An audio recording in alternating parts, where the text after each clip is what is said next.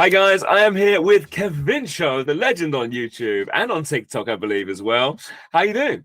I'm good. Thanks for having me. Very excited. I don't know legend. A little early for legend. We got some time to go, but that means a lot. I love.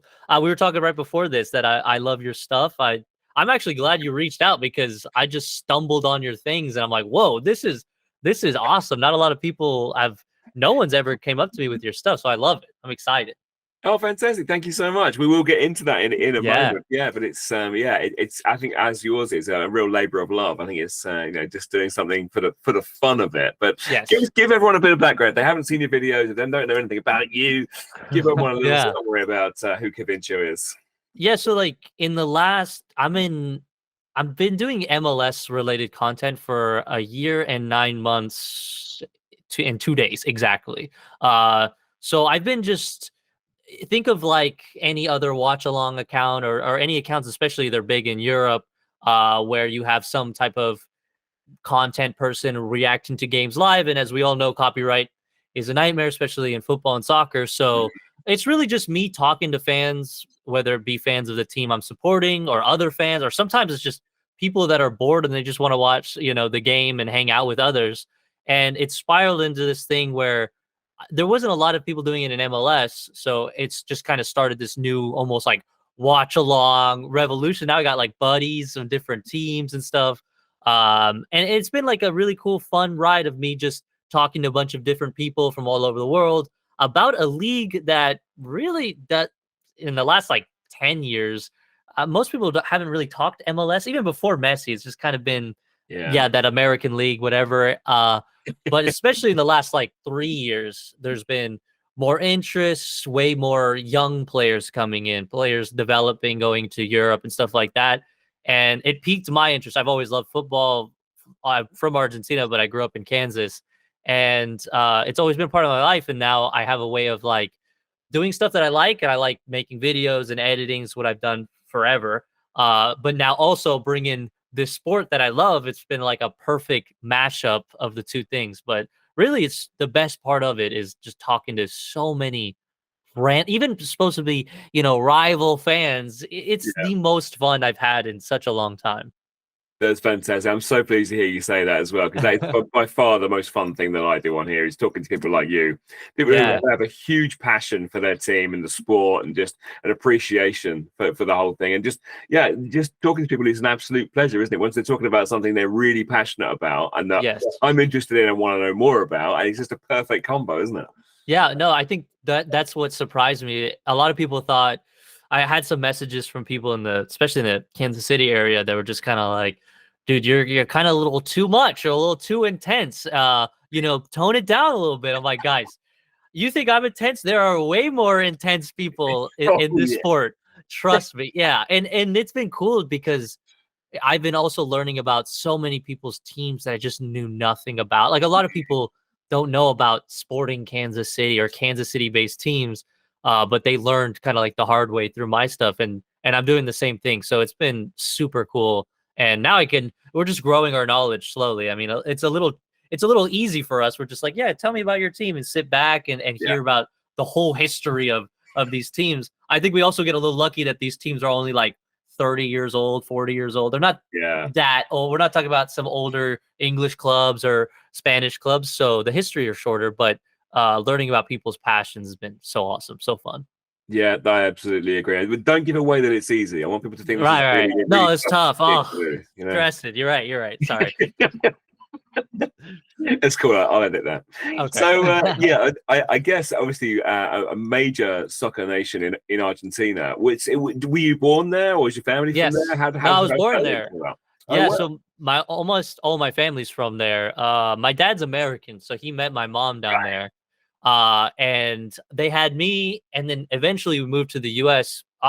No secret, Argentina's been in like pretty much a recession for my whole life, even more. Mm, So tough times, living there, and obviously it's just a lot easier to live in the US if you can get here. Having an American dad was really clutch. For us, it's very hard to kind of move here. And mm. but yeah, so now but I grew up in like, so I go to school, it's an American school with my American friends, and then I come home. and it's Argentina everything. It's what we're eating, what I'm watching, the game. Like for all my life, I only could watch River Plate, and that's it. I mean, it was like Oh, frowned upon.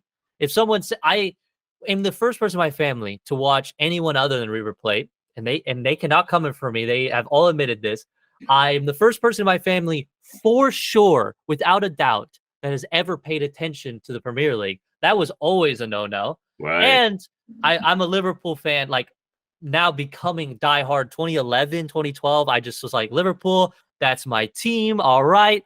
And stuck with it. And yeah, I'm kind of the black sheep of the family for sure. And especially getting to MLS was the same way. So it was just like, Kevin, why are you doing this? No one's gonna watch. You're just wasting your time. A lot of that. And you would think your family would have your back, and they do, but it was more a concern. Like, don't. This is not River, Kevin. It's not River. This is not the Argentinian league. It's not even the Premier League, Kevin. You gotta. But I surprised them. I surprised myself. I've even again before the Messi thing. It's gotten a little crazy since that, but Yeah. even before that, like I caught my family, watching games or paying attention to scores and stuff like that. And I think there's a lot of like Kevins out there, or men and women that might have a different culture, and most of their family are not paying anywhere attention to this league. Or if we're living in the US, I mean, this is technically these are our barrio teams. If I was in Argentina, I would support my team no matter what. So it's Yeah. been a cool little like culture mash for myself, even my personal family. Even now, I think this is my first full season doing this. So last season I did halfway through, and this year is going to be the full season of it. And now my family is starting to get it. Like, okay, I get it. Messi came, and now they have to watch it, right? Now look who's crazy. Now I'm seeing all these Argentinian sports news channels, ESPN Argentina talking about MLS every day. Come on, dude. Like it's bittersweet. It's just like, I told you. Football is football. I'm not gonna complain, okay? But I think we still get those conversations. I'm sure you do about maybe the quality. Sure, the academy. I think there's an argument there about the academy struggling and stuff like that. But I can say firsthand, because the stereotype was there's never going to be young Argentinians, young Brazilians skipping Europe and going to MLS first. They just wait till they go to Europe, and that has not been happening. Now, clubs pretty much have little friendly, let's say, what's the right word? They got a nice little in with MLS clubs. Obviously, your Miami's, your LA's. Yeah. So it's kind of cool to see that how quickly in the last couple years that everything's completely flipped. From last season, I'm getting pooped on from my whole family. Now, Kevin, when can we see Messi? I don't know, guys. I'll think about it. Yeah. Well, from my vested interest here, I think were you and your family interested when Marcelo Bielsa rocked up at Leeds United? Yeah. Well. See, that's the thing with coaches. I'm gonna say this. This is a little bit of a flex. All right. So just here comes the Argentinians gonna come out in a second. We have a lot of good coaches. They're just everywhere. So it wasn't like a huge thing that Bielsa was in Leeds, and I think he did great, and he's a special guy, that guy. But yeah, absolutely. But I wasn't like that big. But when it's a player, and especially a player or players that have potential, or a player that is so iconic, when they go to this league, naturally we have to look side eye. I think when Messi officially announced it, I had the biggest mix of emotions. I was like, yes, I get to see him. Oh my God, like this is going to be amazing, blah, blah, blah. Right after the World Cup, I never would have thought this would happen. But also at the same time, everyone is in MLS are going to hate this guy, no matter who it is. If it was Neymar instead of Messi, everybody would hate Neymar. So now I'm hearing it like, the Messi bashing and all this stuff.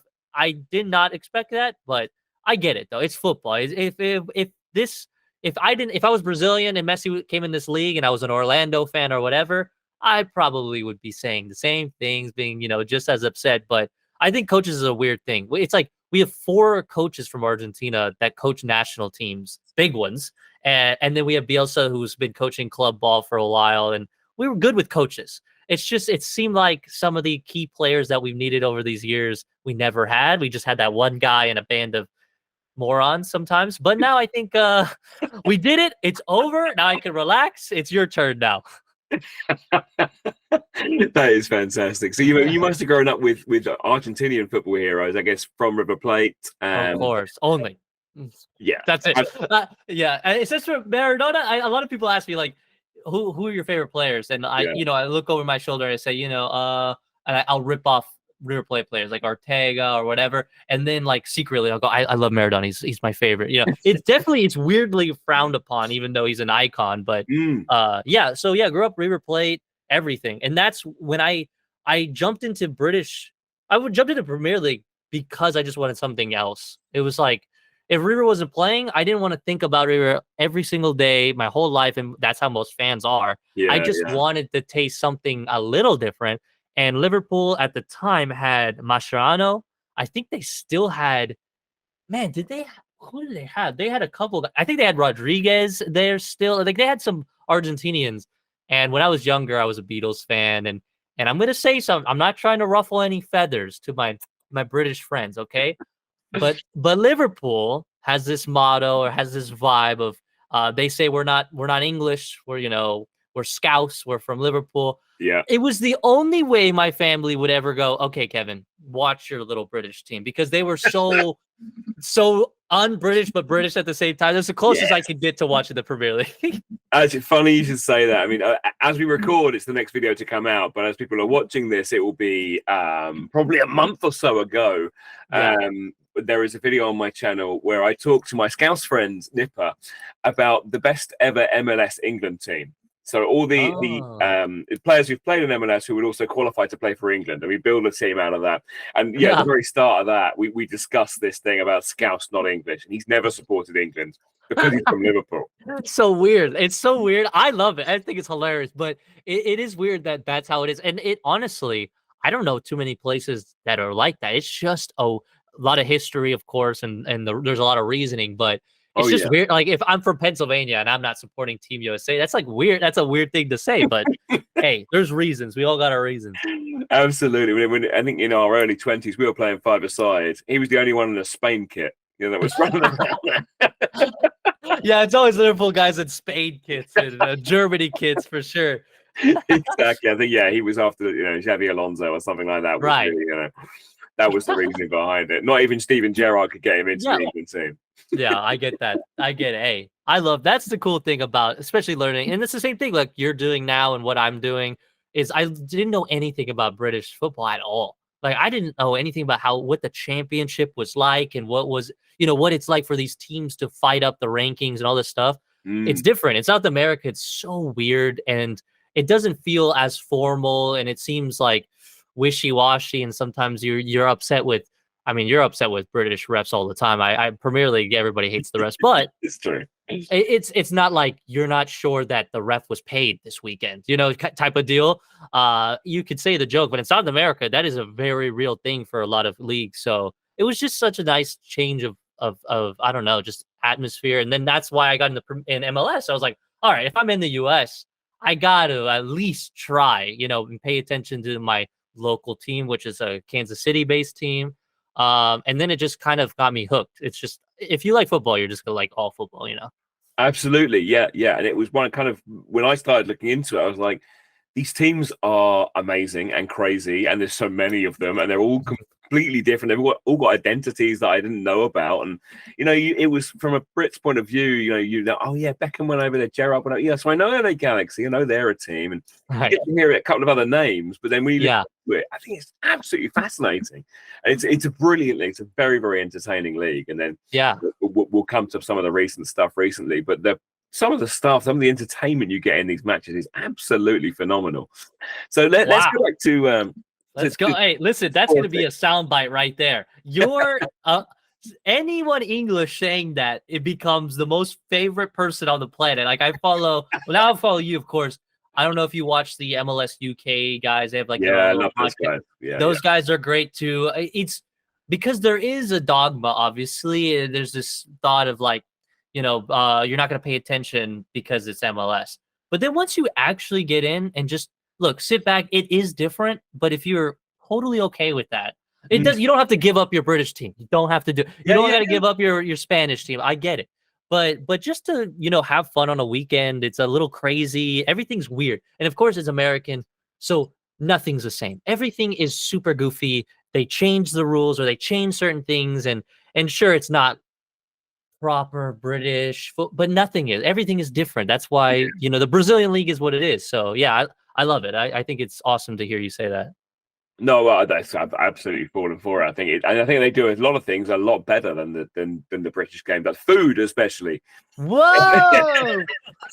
There we go. Okay, maybe not the drinks, maybe not the alcohol, but maybe the food. I get that. I But hear yeah, the beers. but I we think you can't guys drink got in the that. stands here. It's not. All It's not right. allowed, so Yeah. yeah, we've got to duck back in at half time. Right. You just get trashed before or at Yeah, halftime and then come. Yeah. Wow. Okay. that's the culture. That's a vibe. That's what we do. That's So cool. let's get into Sporting KC. So I mean, what first of all, obviously that was your local team, so that's Yeah. what drew you in. When did you start going and being interested in the team? Yeah, so because I kind of once I started branching out, going to watching Premier League and trying to watch different leagues, I just knew that there was a Kansas City team. I just knew there was a thing called Sporting Kansas City, and just right when I started picking up my interest in the club, they rebranded. So they used to be the Kansas City Wizards, which in Right. my Yes. Yeah. I love that. That was very, very American, very weird kind of name and style. I love it. I wish we were still the Wizards, but they rebranded to seem more of like a formal football team. They use the word sporting like you would get in a Portuguese team. Yeah. Even the badge, if you look at some MLS badges, which actually today we're getting a new one for a club. Oh yeah. Uh, Seattle. yes, Seattle. So the badges used to be fun and kind of like their own different style, and then over time, clubs have been changing. So Sporting rebranded.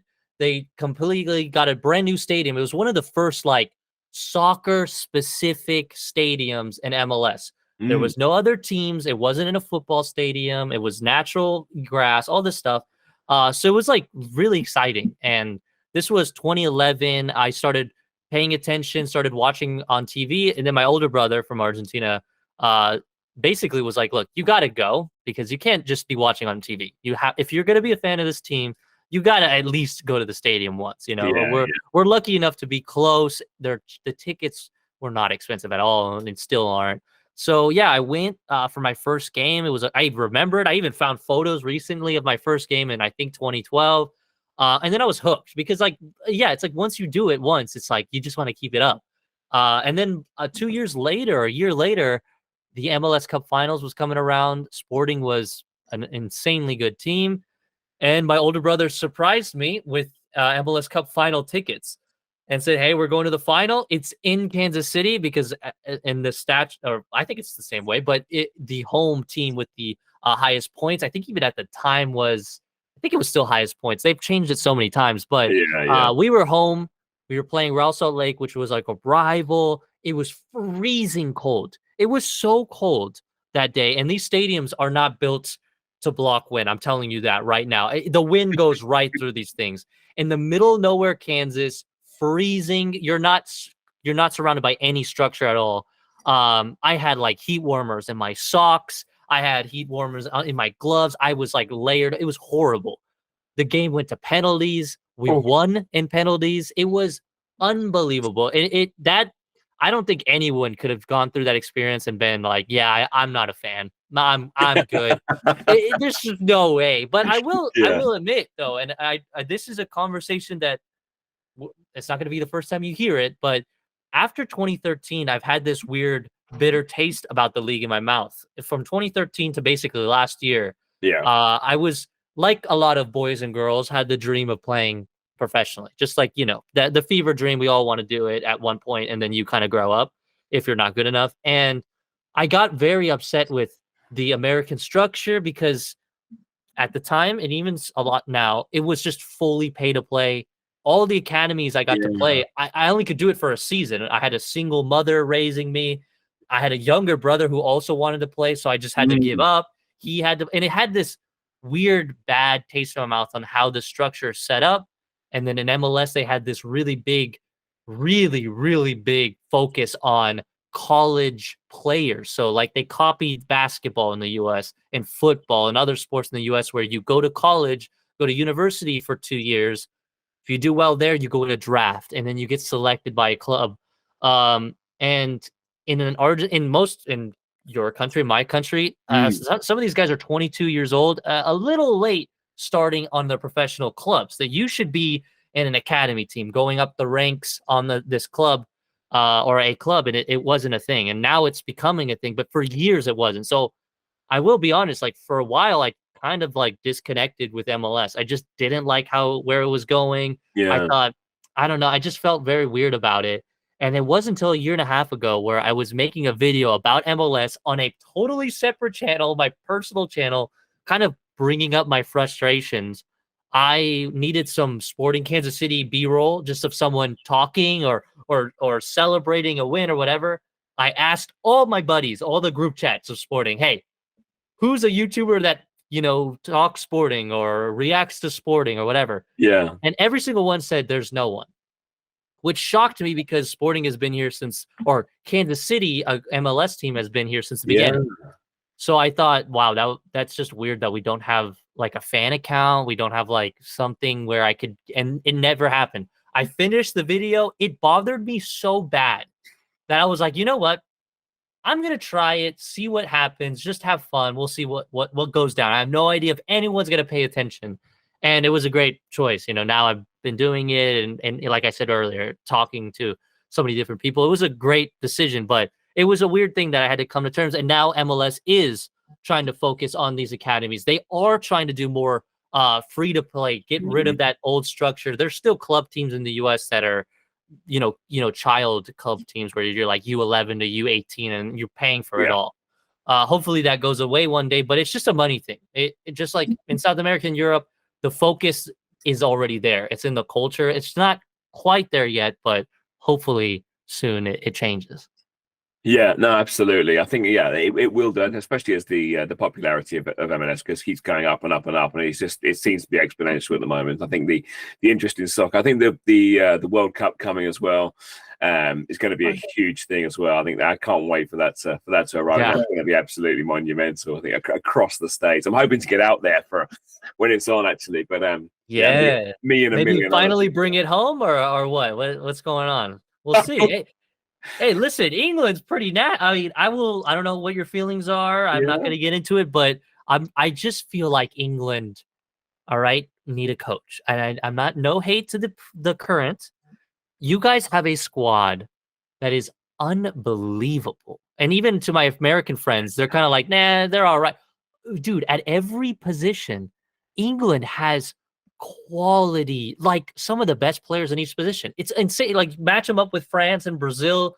You guys are stacked, and it seems like, and it's very weird from an Argentinian to say this, but it just seems like you just get screwed over from coaching every tournament. It just, the Euros was penalties and that anyone could have won that. That's a coin toss, isn't it? Yeah, exactly. But I just think this upcoming World Cup, and it's more teams are coming. It's going to be an ups. I don't think we're going to see the regular winners. I think maybe a semifinals could be totally crazy. We could see some countries that maybe never even touched it like we did with Morocco and whatever. But I can't wait. I think you're right. That's going to boost the attraction. I think the competitiveness is going to go up too. Now, each kid is now going to want to be football players and soccer players that, could play in MLS and then eventually go to Europe or whatever. But I don't know. Hopefully, I don't want to jinx it. I've been saying that, and I'm like, okay, knock on wood, please. Nothing fail from now to then, Yeah, absolutely. No, I do agree. I think I think Southgate was great for us. Changed the ethos, made the players come together. Gave him a belief, and he'd worked with them at under 21 level, most of them. So he was sort of gelling the team, and that's the thing. I do think we need to move on. I think it's time to take a next step. And I agree. The front 5-6 players rivals the best in the world. At centre back, we are so poor and so thin. That's true. It's a real issue. So we don't have to say names, but I already know some names off the top of my head. I know. I that's like, it's so funny. It's like, you guys are a Ferrari in the front and this just, I don't even know what in the back. So it's just, I don't know. Just Jude Bellingham scored 10 goals and concede 9. I don't know what to tell you, but whatever wins. I think England, though, it's weird because I feel like England always just had good defenders. I was always Yeah. even in the I mean talking to my uncles and talking about those England in the 80s and they're just like, oh Yeah. dude, those were warriors. You did not want to play against that team. And even if they're like maybe they're a little light in the offense, they were very good defensively. And now it's just weirdly flipped. Yeah. Where Really. anyone could score on England, but hopefully you could score more than England, basically. But I don't know. Well, I think you guys have time. I don't know what the Southgate contract is looking like. I have no idea, but it'll be to me kind of disappointing if he's here through that era where you're going back through qualifiers and going to a World Cup. I think it's time for something fresh. I think he's going to get one more tournament, and then I think it's all changed. A Euro. Euros now, exactly. Yeah, yeah. That's it. So going back to sporting, who's been your favorite players over the years? Oh, well, okay. And it's so funny to say this because they're still here. So Zusi. Oh, cool. Was okay. I'm like a big number 8 guy. All right. Okay. I like, Gerard. I like that position. I like where they're at on the field. If I was a professional player, that's what I would want to play. And Zusi's that guy. So he was like the captain of the United States national team. I wasn't a big US national team fan, but that's a big deal to be captain of your national team. Play in World Cups, also he's famously like a good-looking guy. He's got like long hair, he's chiseled. I mean, he's got the looks, he's got everything. And he's still playing on this team, which is mind-blowing 12 years later on the bench. But yes, I know. This is almost unheard of. And I know a lot of people are just like, I don't know if this is a flex. I don't think it's a flex, but I think he just has a good leadership role. And I could see him as a coach one day. But he was my favorite and still is a player. And another one is Johnny Russell. He's just epitome of Scotland, like 100%. The dude I've been able to talk to him in an interview. I've talked to him one-on-one in person. We've talked privately. The guy is like the sweetest guy ever, but in pure Scottish fashion, on top of almost not understanding a word he says. But on top of that, this man has the shortest fuse on the planet, and I love it. Because I don't know if it's a Scottish thing that's similar to South American because of the hot-headedness, but he gets into fights. He's in your face. He just got a red card. He's suspended for like 3 games at the moment, currently as we speak. So I can say he's got to be my current favorite player. Very intense, so fun to watch. If he's not on my team, I think I'd be even more of a fan. It's just such a headache to lose him, and you're just like, great, Johnny. We kind of needed you for a big matchup this weekend, but whatever. Just the passion, I love it. And in MLS, that was the talk that there's like no passion, no one really cares. There's no relegation, there's no stakes. But it's cool to see players that genuinely love the game and they just don't want to lose. And that's all I care about. I just want players like that. So I love them. That's my favorite. That's fantastic to hear, especially a Scot as well. I mean, more often than not, they are the sweetest guys. But that short fuse, I can see that as well. Once the passion's there. Yes. Yeah. Fantastic. So obviously, who's been banging in the goals for you this season then? So right now, at the moment, we re-signed him, and thank God, because he's been pretty much our star right now. But Alan Pulido, Mexican international, big star in Mexico. Is our number 9, and he is a guy that has for us kind of been a nightmare because he would go on international duty, get injured, come back, plays like 5 games or less than 10 games a season. And it was so frustrating because he's talented. He's the most expensive signing we've ever had. The guy he's making the money, and when you have that and you're sitting here and he's on the bench because he's injured and blah, blah, blah. It's very frustrating. But this year, he's somehow, even in the position that Sporting is in a golden boot race. He's like scored 10 goals, and I think the leader is 13 or 14. So he's in there. He's been doing well, not injured. And this is what we've all been waiting for. We're like, okay, if we could get Alan, but not injured, we could be a good side. And he's a scary player. He plays like a Latin American style, but also at the same time, I feel like he's learned how MLS plays. It's very different than Liga MX, and he's started to get used to it. He definitely knows when to go all out or when to sit back. That's like the magic mix. Every time we get a player, it's kind of surprised me with I know we're talking about World Cup winners like Jordi Alba or whatever, but Yeah. it's impressive to see some players jump in here and just fire, because a lot of the times they come in and like the pace is weird. We've had some players, especially players that are from the UK, that are just like, it's not 1,000% all the time. You know, I think when you're Yeah. playing in the championship or whatever, it's like do or die every play. You know, everything is huge. But yeah, he's done well there. He's adapted very well. So now I'm like, okay, we signed him for I believe up until 2026, Right. and he's Yeah. going to be in his mid 30s. So that could be it for him. But yeah, he's our guy at the moment. A real big thing for Sporting right now, if just people have no idea, is think of Sporting like England. Okay, we got some guys up front. We got some guys in the back. We got like 4 Harry Maguires. Okay, we I guess he's okay with England, but you know what I mean. But Yes. Yeah. it's been a nightmare. Like, it's just very goofy plays, unbelievable passes where it's just like give them the ball every week just for no reason.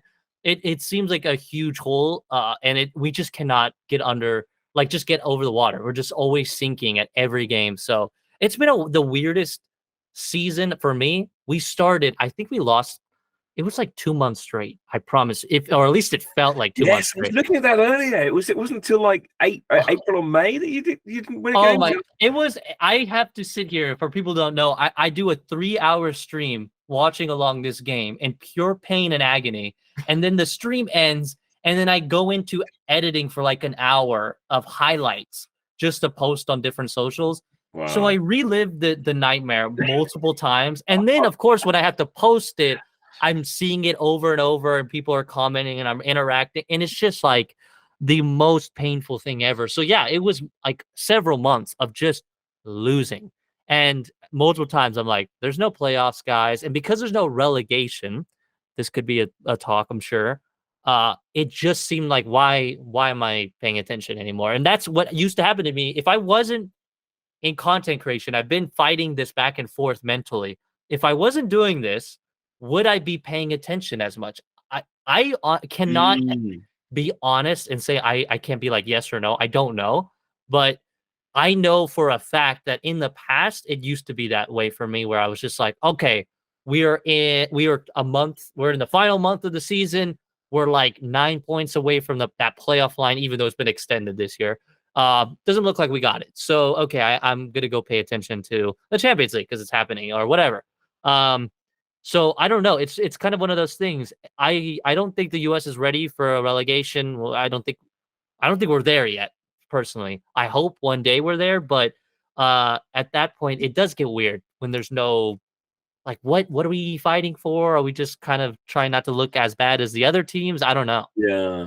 Yeah, that's a really interesting point. I was going to bring it up later on, actually, but let's do it now. I Yeah, mean, I think that there is definitely an element of it, and there are arguments for and against. And I struggle to have a very strong view. Obviously, I'm from a country that has a very strong culture of promotion yeah, and relegation. That's really essential for our league. It's one of the reasons that the backlash was so strong in the Super League proposals that were around, because there right, was not going to be a promotion relegation kind of thing there, and it was like, even the fans of the top teams were like, we're never going to get relegated, but we want it. You need right, to have it. You need to have that meritocracy there to actually work it. But so, and a lot of people obviously say, well, you just stick USL underneath MLS and simple right. up and down system. Why not? And then obviously there are obviously practical issues of who's going to agree to that. Sure. Yeah, When the turkey's got to vote for Christmas, right? But exactly. what do you think? How do you think things might develop?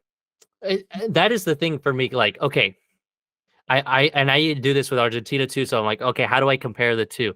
Mm, There's so many differences that I can see why it's just not going to happen for a while. For example, in the UK and in England especially, and in, let's say, Argentina, Buenos Aires especially, all the teams are very close and even on top of each other. We have cities with so many multiple teams, mm. so many fan bases that are so die hard for those teams that I've only been in the championship. I've never seen my team in the Premier League, and you have that. My nervousness and I don't know, my uneasiness is if Sporting go down. Let's say we go down this USL. are people going to watch? Are people even going to go to games? Or do people care? Or is that there? I don't know. I don't know if that's going to happen. At least in our countries, we know, oh yeah, people will be there. We will support all the time, maybe less people, but they will support there. They will fight and want to come back up. And that's one of the magic things about it. Like the Leicester City whole arc Yeah. and why Yeah. so many people are paying attention to freaking Wrexham, like all these different, Yeah, like come on, yeah. why these places I've never even heard of, and there's such big storylines. That is something that I don't know if we have, but also the size of this damn country is so big. So then there's another thing that I didn't even think about was like travel. A lot of these teams are flying in like semi-private jets. When that money's out there, what's going to happen? We going to ride buses all the time? Are we going to go cross country? It's like logistically seems like a nightmare. So it seems like so many things. The biggest one is obviously, will the owners be cool with a huge deduction in pay? And some of these owners are private owners that are, a lot of them are actually. And I don't know if that is, are we ever going to have that in Argentina and in England? I don't know how it really works there, but a lot of the clubs are not owned by somebody. It's not like one person owns it. And I think that there's a good thing and bad things about that. Obviously, it definitely feels like the supporters are in charge in some way. There's a guy, or a woman in charge, but it's they're representing someone. In the US, I don't think it's that way. And with peace and love, with the sporting ownership and all that, I don't feel that. That's not how I feel. So if we go down, or if MLS goes, listen, we're going to do this because it's going to be better for our sport, it's going to be better for development and better for the country as a future or whatever. Will everyone sign on? I don't think so. Not anytime soon. I think you're absolutely right, which is going to be the major barrier, isn't it? And you can't force people to agree to that. Unfortunately, it's right. Unfortunate or unfortunately, who knows? Unless there's a community, like the fans get together, lock arms, and say, yes, we're never going to go a game unless you allow this to happen, or so. I don't know. But the thing is, because of maybe parity and because the sport is still pretty new here and the league is new, I don't know if we have that many diehards. We have them, but there's like millions of Manchester United fans, okay, all over the world. It's like we are talking different levels. So it's very frustrating when we try to compare and say, hey, look, they did it in England and in South America and Europe. It's all over. It's so hard to compare. It's a really good point. I haven't actually thought though what you said about that. Actually, they're having the numbers and being able to support a second string team, and there are some some big-ish teams in USL. It's not as if it's not well supported. There's some really great clubs in there, but if a team goes down there, then is it going to be able to sustain? But maybe it is too soon. I think you might well be right on that one. One day. Yeah, we keep saying. So a couple of questions that I'm going to be I tend to ask everybody. I want to know the thing that bugs you most about MLS. Oh boy. Number one, let's see. I think really it's such an easy cop out, but I just let me explain, because everyone says this.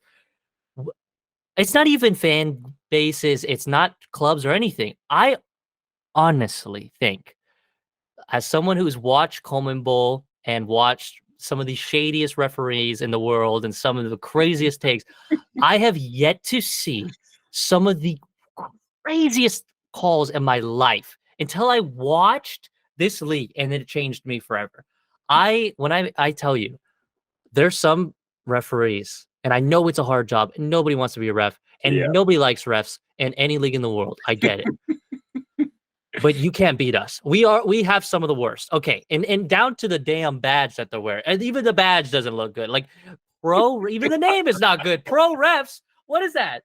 What makes it very frustrating is there's certain rules that even in the Premier League or in other leagues that everyone's complaining about. Number one, I think it's handball rule. It's very hard to understand that stupid rule. I still don't get it.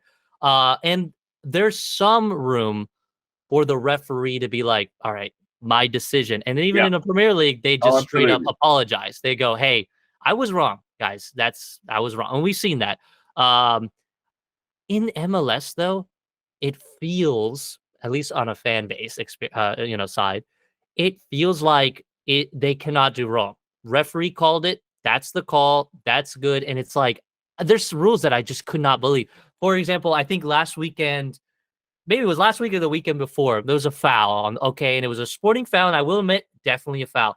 There was, I don't like 15 minutes of like review of like, is how hard is this foul? Is this a red card? I mean, guys, if we cannot figure it out in 2 minutes, why are we spending 30 minutes on this? We're seeing 12 minutes of added time each game. It's unbelievable. And that's where, as a fan, and especially someone doing content, you're sitting here dead silent, bored out of your mind, just going, yeah, they're reviewing it. So it's not a goal. Don't worry, guys. We're reviewing a foul. It's unbelievable. I don't know. And I even talked to my Argentinian, so I get some of the family members to watch. And I will always warn them. I'll go, guys, please don't bring up the refs because we all complain about it. It's like Argentina and our refs. We complain about our refs too. You get it. Yeah. No, every single time. It's like, what was this call? What was this? How do you watch this? Because they're calling this. And yeah, it does sometimes just bring that enjoyment down because you go into a game and you're like, this could be definitely called by the refs. It could be, we could play the best game of our lives, you know? I think that's the biggest thing for me. There's little things that like, I'm like, oh, I wish they did this better or whatever. Since Apple has done like the media rights, I've been so happy. It's easier for me to watch. That was a big thing. I couldn't watch games. The stadium's right here. I couldn't even watch a game because I'm blacked out.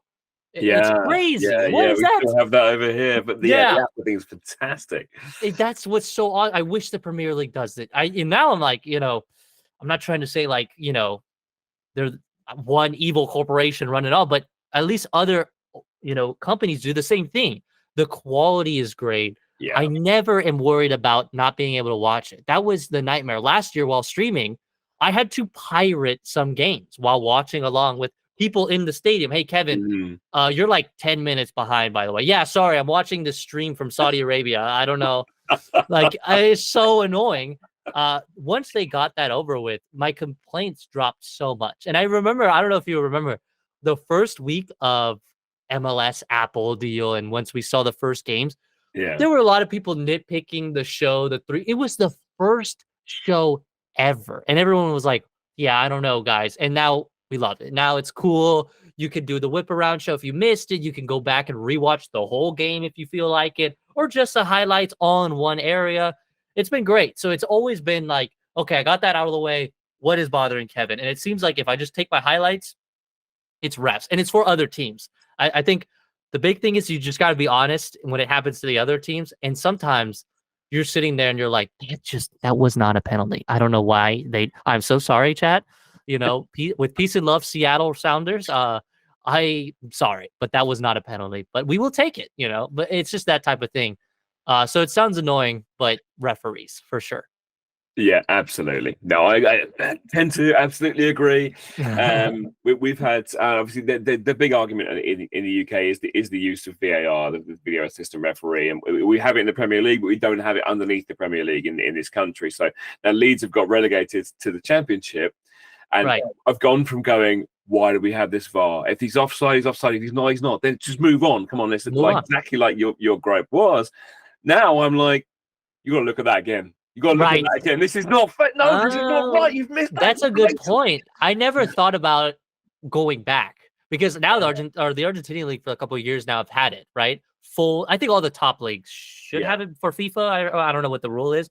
But once they did it, now I'm never not seeing VAR. But yeah, that's a good point. Maybe if we took it away, if I'm watching second division of anywhere, maybe that I would be like, why are we not looking at this? So I don't know. Maybe we're just we just don't like change, and then when it happens, we want to go back. Yeah, there's always something wrong. Yeah, for sure. But no, I totally agree. I think the Apple coverage is fantastic. The people on there are knowledgeable. They've got great people on there. They've picked the right people. Yeah. The way it's displayed is brilliant. It's just very, very good product. And yeah, it would have been so easy to get wrong. So, and for the first season, even if it was so, we've been like, guys, it's the first season. Yeah. They've killed it so far for me. I've had very little issues or even complaints about it. And like you said, the big one was, and a lot of people were nervous when they were announcing names. That was another one. What if it looks great, but then they put up people that are just not, entertaining or Yes. knowledgeable? And Yeah. I get different flavors of all different characters, and it seems very good. And obviously, we're just going to see more and more from now on, hopefully. Yeah, no, I absolutely agree. No, I think we have props to them. It's very rare that something new happens and we actually Yeah. go, that's really good. Yeah, I don't know if you've ever seen this. Well, you're in the UK, but ESPN is like huge, and especially here. And ESPN, if you look back at their early shows, Yeah. whew, rough. It looked like they didn't know what sports were. I mean, it was like terrible. So it seems pretty awesome that they could do it so fast. And Apple doing, like, you don't think of Apple in live sports. It just wasn't like a thing. And now that's like the go-to now. Oh yeah, live sports, they do it and they do pretty good. So a lot of Americans, this might be news to you, but like we are all like wanting this for all the other sports. So hockey also has this issue with blackouts, and you have to have 10 Oh, different really? streamings. Oh yeah. Like so many different streaming services to watch hockey here. And it sucks because it does feel like that sport is dying. And baseball is another one. Baseball, if you live in the wrong zone, you'll never watch another team, those other teams ever. You have to physically be in that zone to ever even get a glimpse of that club. And it sucks because that's not how you grow the sport. There's going to be Yeah. transplants that want to watch their teams, and that's how you lose fans. So I think I'm glad that this is happening. I think the Premier League is pretty easy for Americans to watch. I don't know about everyone else. I still have to have like 2 or 3 services, but whatever. But yeah, it's such a good thing to just not have to worry about watching it. Let's focus on what's actually important and not like off-field stuff. Yeah, I totally agree. I don't think, I mean, I disagree fundamentally with the blackouts that there are. I think to deny somebody the ability to watch their team, fair enough, you can't get a ticket to be there. Okay, Sure. that's that. But you can't watch it at all live. That just You seems want it? really unfair. This is your tribe. This is your family. This is a Yeah. passion for people. It's part of the community, part of people's identity. Yeah. To take that away from people, I don't think that's a good thing, and I really am against it. It's almost like a punishment for not being able to go. It's like Yeah. because I can't go today, I can't watch. That's crazy. Yeah, I don't know. Yeah. Hopefully that keeps changing, but at least just because we're being selfish here, at least we don't got to worry about that in MLS, baby. That's Exactly. Yeah. Apart from the fact they're in the middle of the night for me, but it's that is true. I have so many questions on, first of all, why you're doing what you're doing, but 2, of like how you're doing it. I do have a guy from he lives in, oh my god, I okay, is it Brighton? I think Brighton, and yeah. he was talking to me, and it was like 2 a.m. or something. The game was delayed. We had like a weather delay. It was a horrible. I felt so bad for him. And he's like, yeah, I'm here watching FC Dallas and Brighton, and England. I'm like, what? Go to bed, dude. It was like a Wednesday. Come on, dude. No way. I don't know how you're doing it. That's real love. I was really delighted the other morning when I woke up, and this is again we are recording this in late September. We've just had the games that were pushed back, and there was one Austin LA Galaxy game that was delayed for the weather. And I got up in the morning and I looked at my phone. And I was like, "This game's still on." Oh, you had to? Did you get to watch it? I was supposed to second half in the morning, just live on there. Yeah, it was 2 a.m. here. Yeah, wow. Well, exactly. Yeah, the LA had a massive comeback from 3-1 down. So I was there out of bed, brushing my teeth, watching this game. I was like, "This is fantastic. Why can't it always be like this?" Yeah, and I think, but here's the thing that a lot of people don't talk about, but there is when I think about, my dream is to go to Anfield. Like that is my dream. I want to go.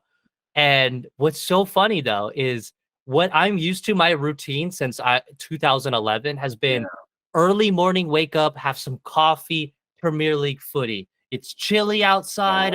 It's like a vibe. That's a whole different atmosphere. That's not what it's like when you're in England, but it's a different. That's what I'm used to here. And it's like, no, it's different watching the Premier League because it's in the. It seems nice. I can eat my pancakes and watch Liverpool or whatever. So it's so weird that it's that way. And for you guys, it's the opposite. I have no idea how I would be able to watch Liverpool at like 2 in the morning or 1 in the morning, but I'm sure I would try. I just don't know how you do it. Well, come over and I'll take you. Okay, let's do it. We'll do the football. I live near Cambridge. We can go to Cambridge United, or I'll take you up to Leeds. Yes, Leeds. I definitely want to go to Leeds. And really, what's funny about Leeds, especially because of the American players that were there and like that whole turmoil, it did bring a lot of attention to Leeds on like people in the US, obviously. Yeah. And I never knew how to feel because, like, obviously, Leeds fans are just going to support their players no matter what. Obviously, Americans just want those specific players to do well. Yeah. But it's kind of weird to do that and like not really care about the team because now, let's be honest, a lot of Americans no longer Leeds fans. It's kind of crazy. True. Guess who they're fans of? Milan. I wonder why. I don't know. And there's more players, and I get it too because like I used to watch Barcelona. Not a fan of Barcelona. I would just watch him for Messi. But it's like, okay, I want him to be in form for the World Cup, or I want him to be in form for the Copa America. So I get it. But in the US, it was a weird time because people were Leeds everything. I mean, people were getting Leeds tattoos. I don't even know. It was almost like Wrexham before Wrexham. I know a couple people who have Leeds United tattoos. Wow. One from Philadelphia. Serious? Yes.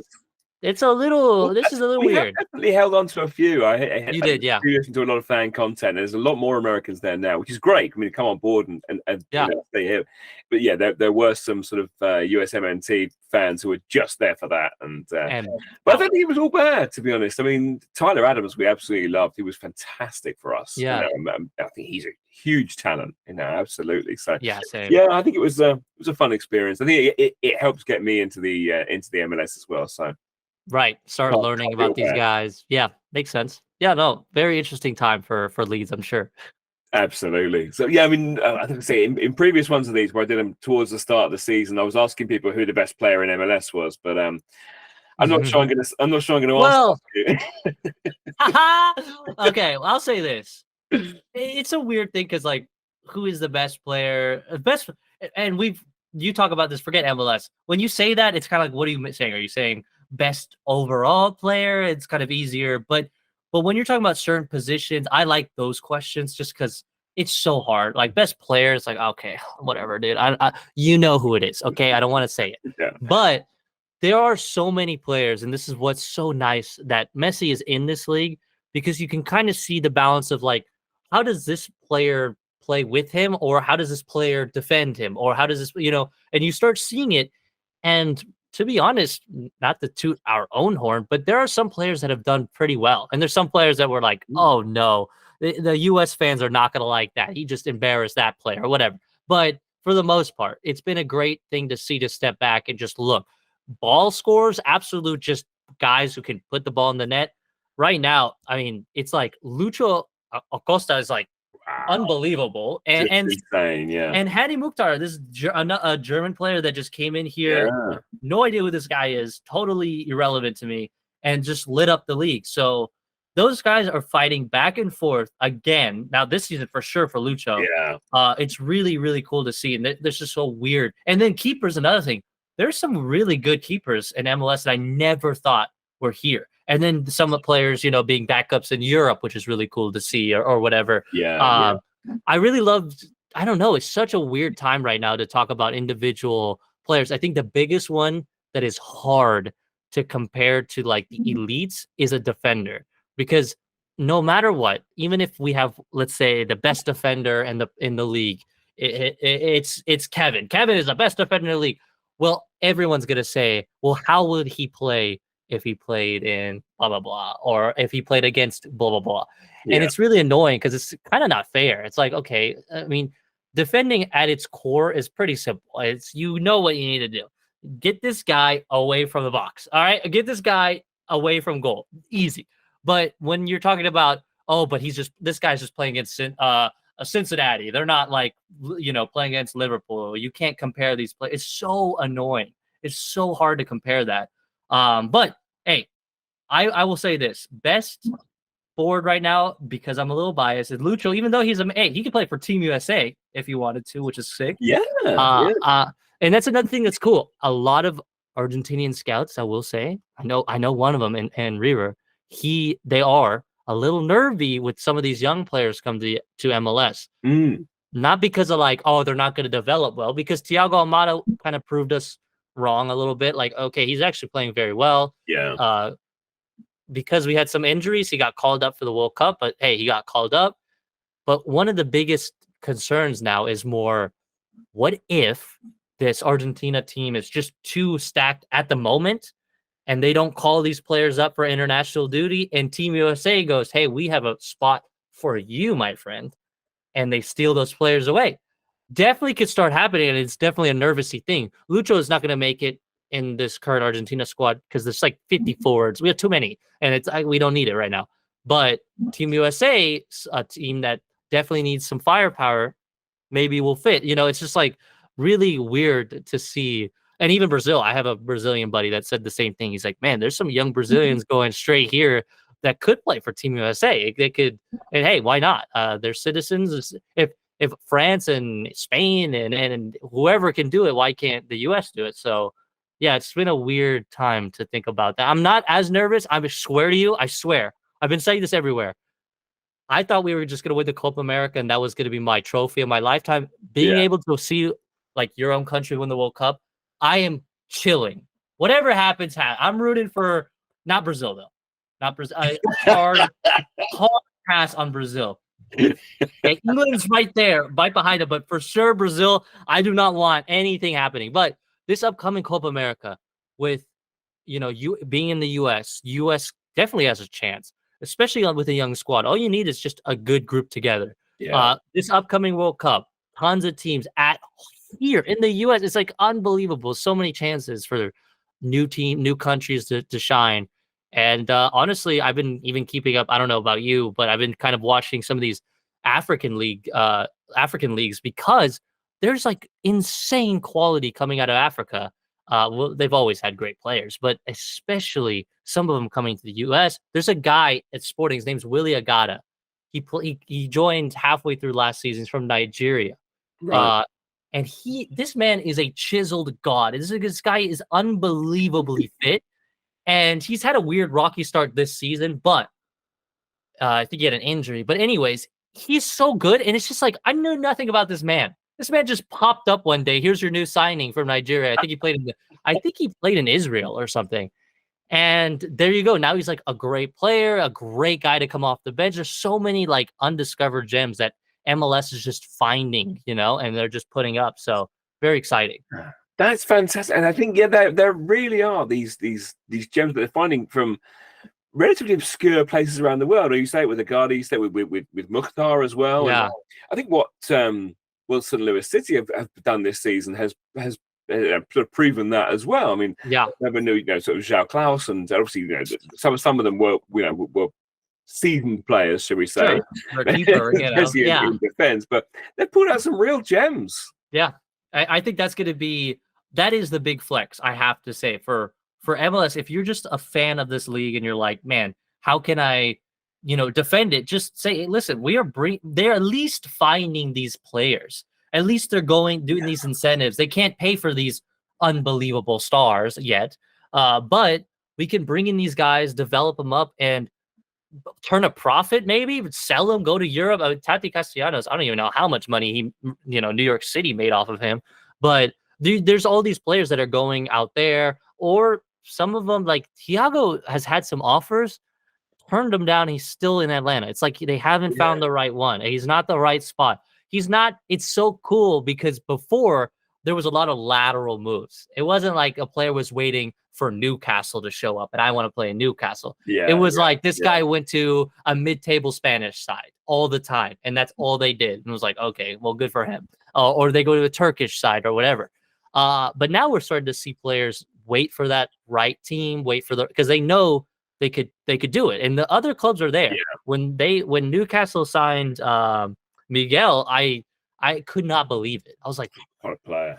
I mean, he's such a good player. It fits perfectly with Newcastle.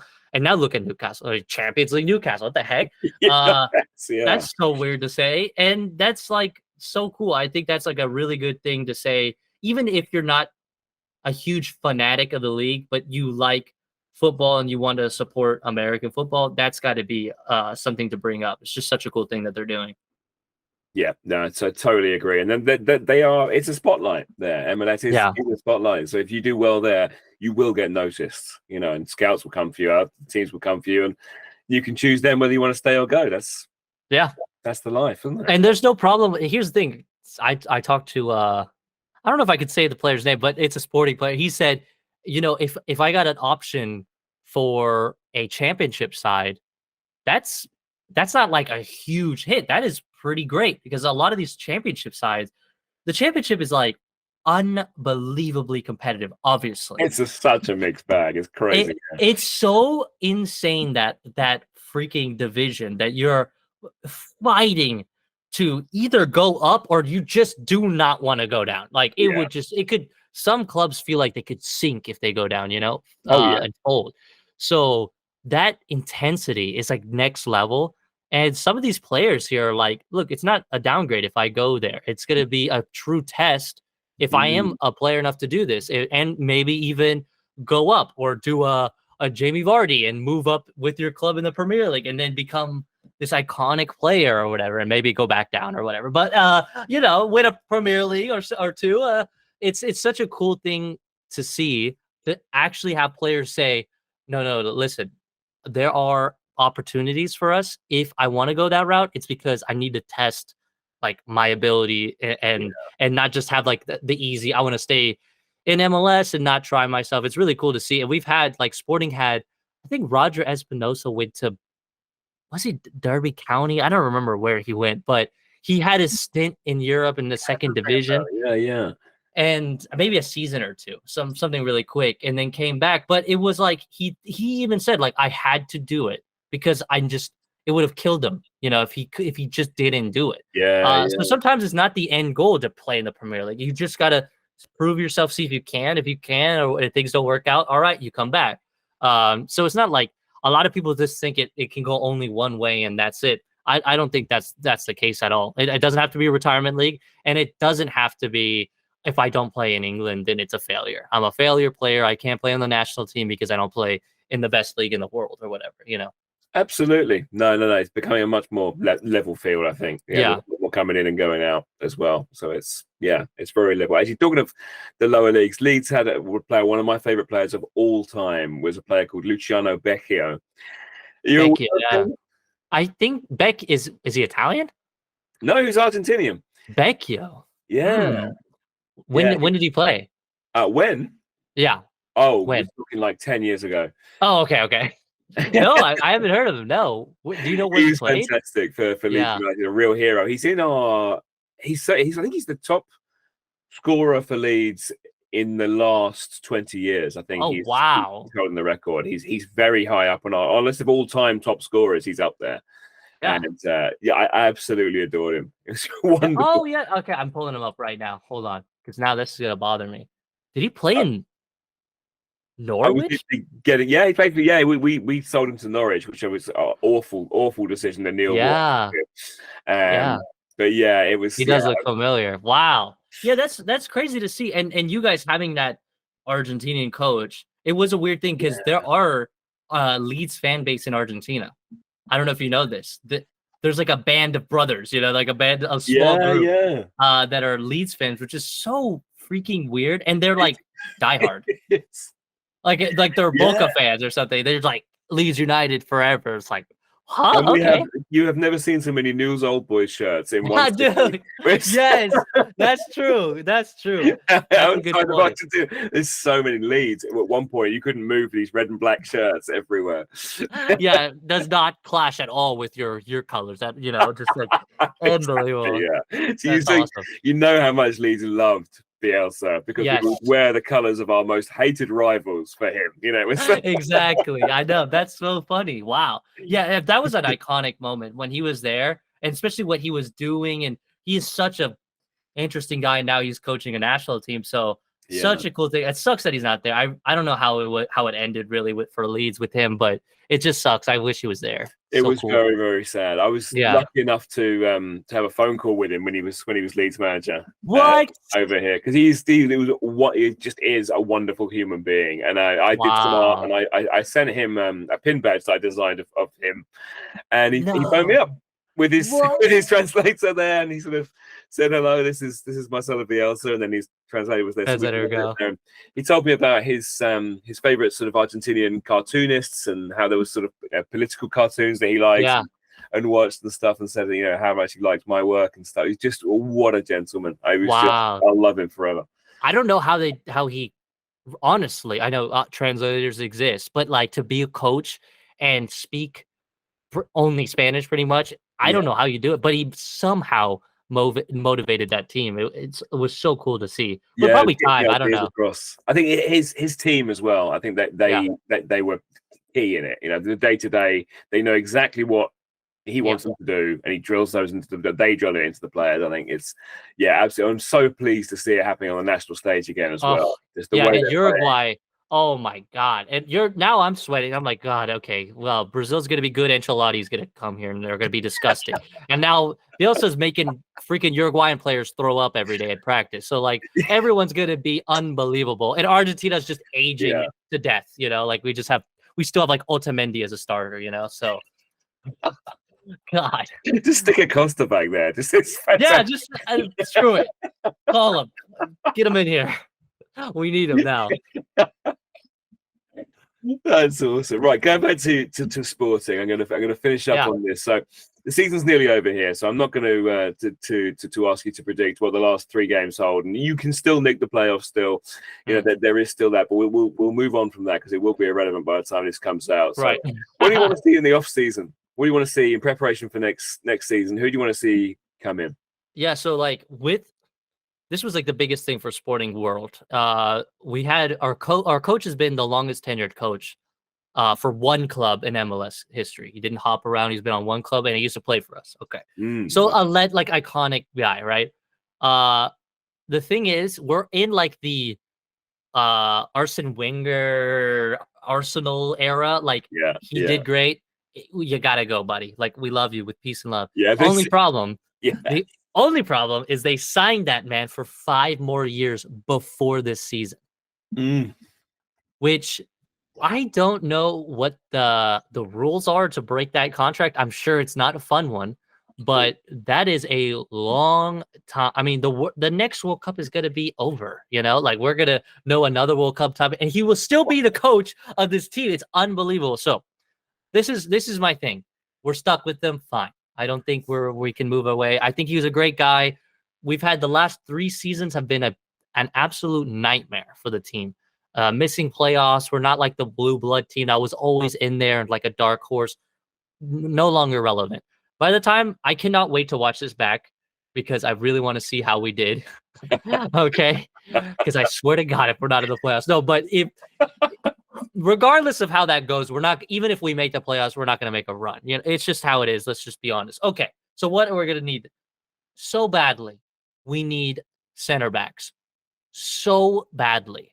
It's England 2023. Okay. We need a center back more than anything just to keep us level in games. The problem is every game is the biggest anxiety attack for every sporting fan, because even if we're up by a goal, and there is any time on that clock, we will concede. Okay, no matter what. It maybe only be 1, but we will concede. Yeah.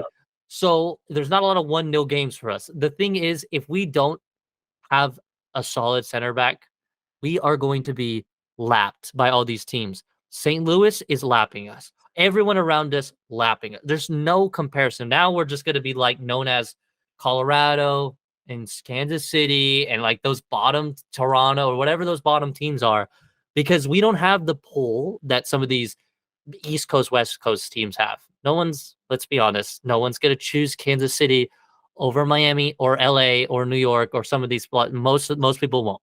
Some crazy heads might, but the attraction's not there.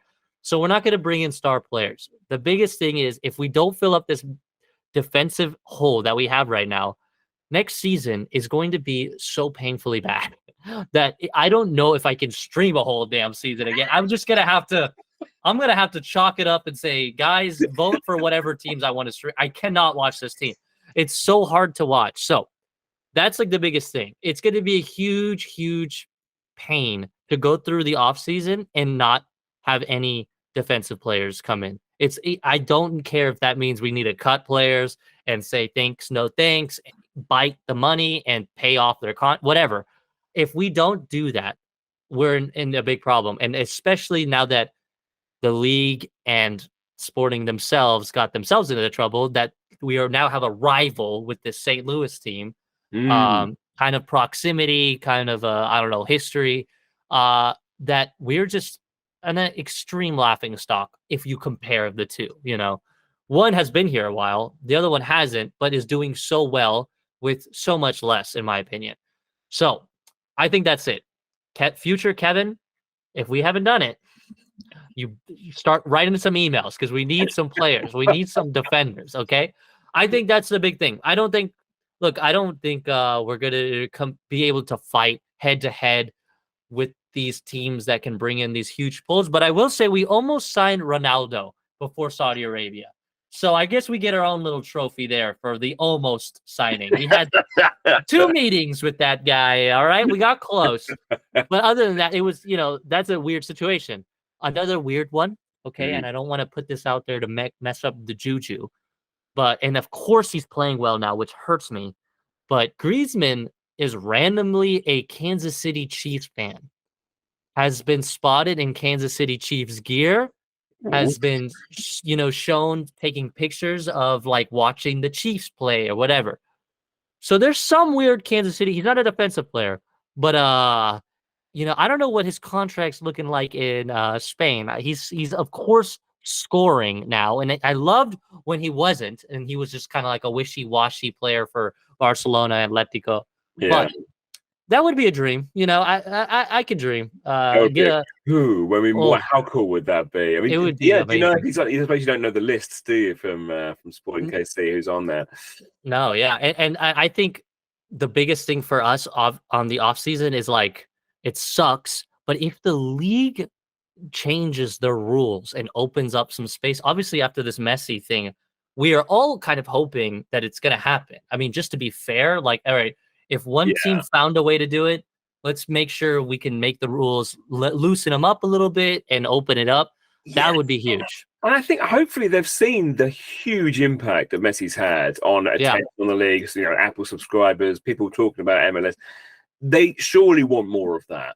Yes. And if you can bring in Griezmann or Ronaldo or someone else, in that sort of vein, why wouldn't you make it happen? The other one that is not coming to Kansas City, but who's upset and just literally like 2 days ago made it very apparent is Neymar is not having a time of his life in Saudi Arabia. Who would have known? Wow, what a shock. You didn't want to come to the United States, fine. But that type of guy, it's like we're like racing against time because he's not that old yet. But he's at a time where he could be like, you know what? I just want to go back to Santos and, chill in Brazil for the rest of my career. We need to like be able to open things up so teams can pick him up. And imagine Neymar in Los Angeles, in New York, New York, like Pele, another Brazilian icon. So I don't know. There's so much opportunity that this offseason, I just really hope that the league realizes what you just said with the Messi situation and go, hey, if it's just like a money-hungry thing, okay, fine. Think of the money. Get these players over here. Okay? For whatever reason you need. I don't care what you need. If you need more sponsors, I don't care. But at the end of the day, these players are just going to motivate younger players to come here, or younger players that want to play against them or play with them or whatever. And obviously attract more attention for homegrowns to, instead of choosing the 50 sports that they could choose, they choose football, Absolutely right. Absolutely. I think it is. Yeah. So it's certainly on the up, and long may that continue as well. So where can people find your stuff online? Well, I've tried to make it easy, but everything is Kevincho. So Kevin CHO_TV. So it should be on Instagram, Twitter. I think it's around there. And I believe TikTok is either the same or it's Kevincho Reacts. But that's where I'm at the moment. And until I don't know, Twitter dies officially or whatever is going to happen on that website. We'll see. Good stuff. All those details will be down in the description below, so you can very easily find Kevincho's content. So I wish Sporting Kansas City all the very best for the end of this, and I really hope you make those playoffs. And I'll look forward to watching you along the way. But yeah, thank you so much for talking with me today. It's been a lot of fun. Thank you for having me. This was a lot of fun. Can't wait to do it again. Great stuff. All the best.